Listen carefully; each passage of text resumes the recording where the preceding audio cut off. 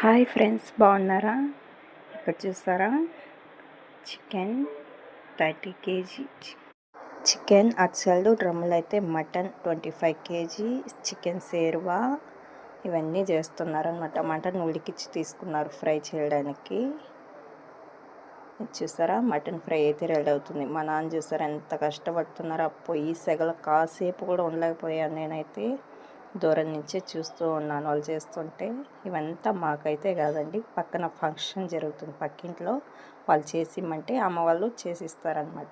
Taste చూద్దామని చెప్పి mutton chicken అయితే తీసుకున్నాను అనమాట. చూసారా, అల్టిమేట్గా ఉంది. టేస్ట్ అయితే భలే ఉంది. మటన్ కానీ చికెన్ కానీ నాకైతే భలే నచ్చింది.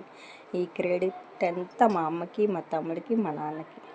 నేనేదో పైన అట్లా తిరుగుతూ ఉన్నాను ఫ్రెండ్స్. చాలా బాగుంది, నాకైతే భలే నచ్చింది.